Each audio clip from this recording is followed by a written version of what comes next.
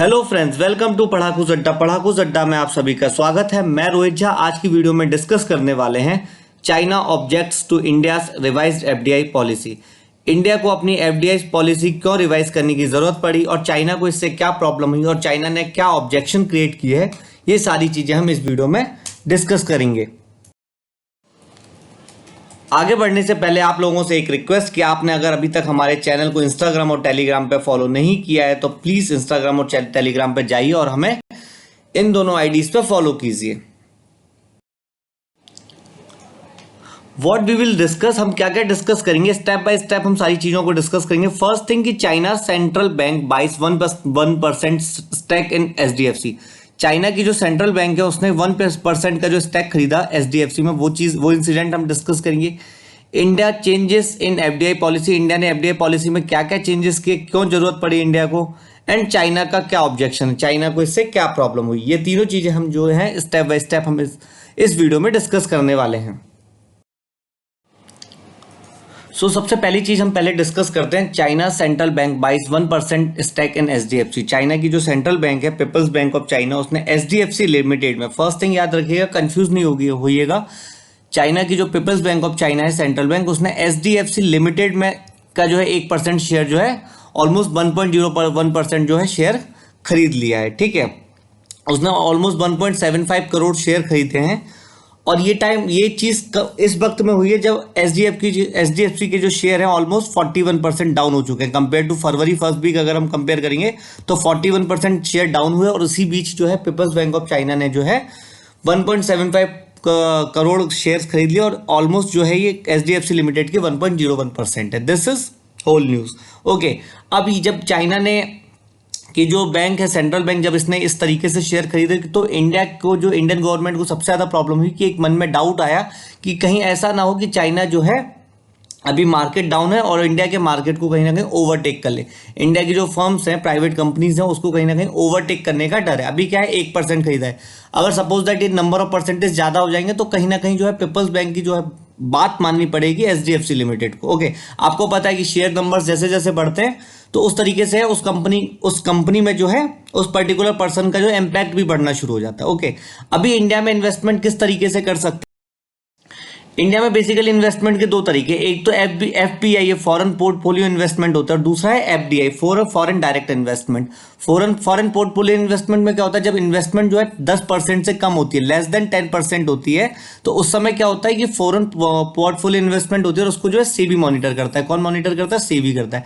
SEBI already क्या है, 11 Asian countries को मॉनिटर कर रहा है जिसमें चाइना भी है। बट अगर 10% से ज्यादा की इन्वेस्टमेंट होती है तो उसको एफडीआई बोलते हैं, फॉरेन डायरेक्ट इन्वेस्टमेंट। और इससे क्या होता है कि जो कंपनी ने, जिस पर्टिकुलर फर्म ने इन्वेस्टमेंट की है किसी पर्टिकुलर कंपनी में, तो उस पर्टिकुलर कंपनी में उस फर्म का जो है इम्पैक्ट बहुत ज्यादा बढ़ने लग जाता है।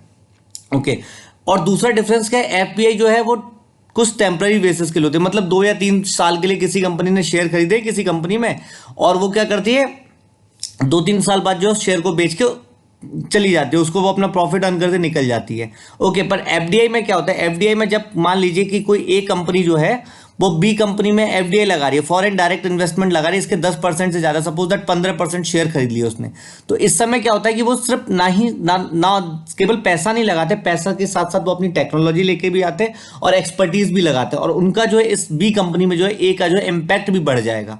ओके, तो आगे से जो बी कंपनी अगर कोई भी डिसीजन लेगी तो उसमें जो ए का जो सजेशन उनको लेना पड़ेगा और ए की कहीं ना कहीं बात भी माननी पड़ेगी क्योंकि उनके 15% इन्वेस्टमेंट है। ओके, तो ये बेसिक डिफरेंस है एफपीआई और एफडीआई में। आई होप कि आपको क्लियर हो गया होगा।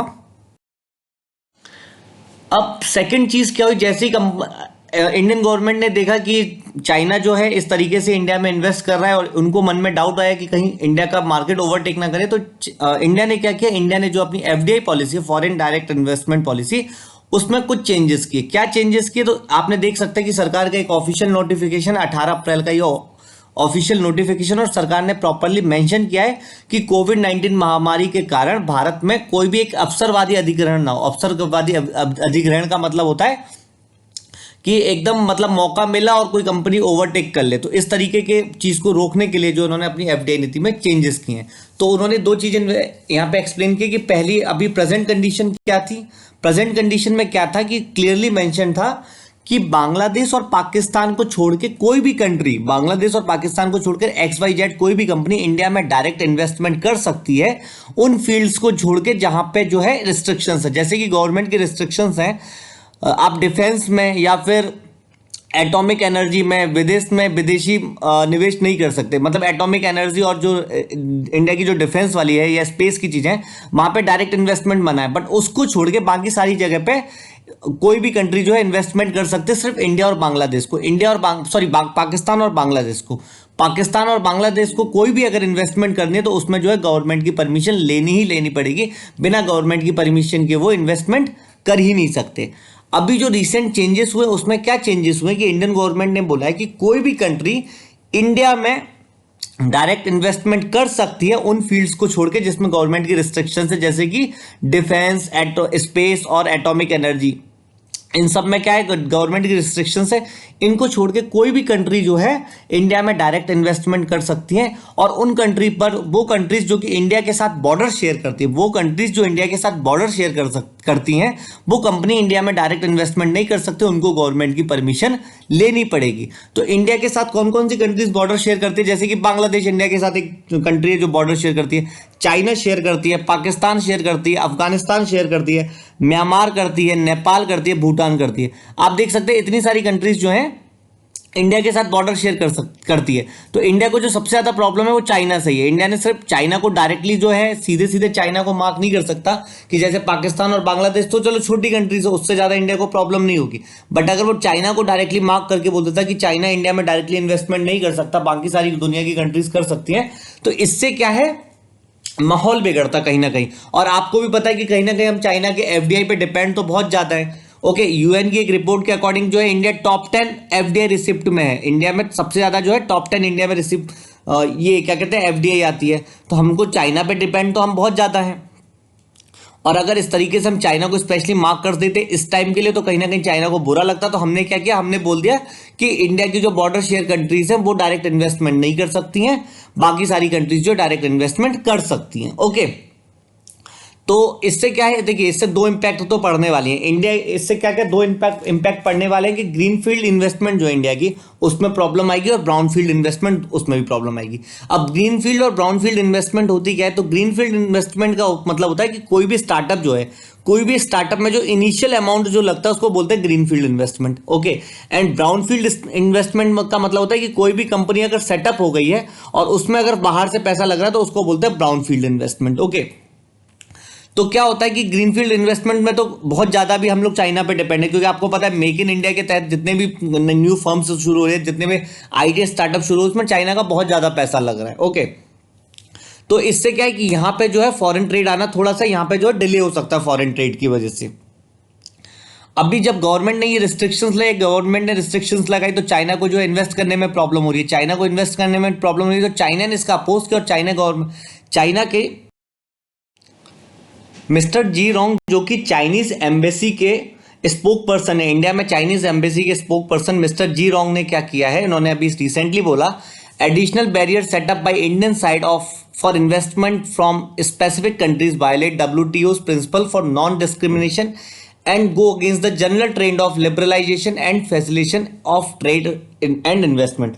तो इन्होंने क्या बोला कि इस तरीके का जो इंडिया ने एक्स्ट्रा बैरियर लगाया कुछ स्पेसिफिक कंट्रीज के लिए, तो वो जो WTO का जो प्रिंसिपल है कि हम कोई भी भेदभाव नहीं करेंगे, गैर भेदभाव वाली जो नीति है उसके अगेंस्ट है, और साथ के साथ जो उदारीकरण की जो सुविधा देता है कि कोई भी किसी कंट्रीज में स्मूथली इन्वेस्ट कर सके, तो उसको भी वायलेट करता है। इसके साथ उन्होंने ये भी बोला कि जो G20 समिट में जो इंडिया बोलता है कि हम फेयर और non discriminatory, transparent, predictable environment देंगे, उसका भी ये जो है वायलेट करता। तो बेसिकली मिला जुला के इन्होंने ये बोला है कि इंडिया ने जो है इनके साथ गलत किया। इंडिया ने गलत किस तरीके से किया, तो बाकी सारी कंट्रीज इंडिया में इन्वेस्ट कर सकते हैं, बट कुछ गिनी चुनी कंट्रीज जो है वो इंडिया में इन्वेस्ट नहीं कर सकती। और इनको भी ये समझ में आता है कि कहीं ना कहीं डायरेक्टली जो है बात इंडिया ने इन्हीं के लिए की है कि ये इंडिया की मार्केट को ओवरटेक नहीं कर पाएंगे। तो इस वजह से इन्होंने बोला है कि इंडिया जो है भेदभाव कर रहा है, बाकी सारी कंट्रीज को मौका दे रहा है और हमें नहीं दे रहा है। कुछ हद तक इनकी बात सही भी है, बट इंडिया का जो स्टैंड है अभी बिल्कुल राइट है इंडियन कंपनीज को बचाने के लिए। Okay,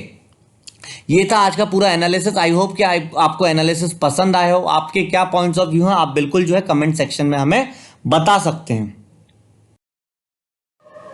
This is it for the day. Please stay home, stay safe. Thank you so much for watching the video. Please like, subscribe and follow our channels continuously.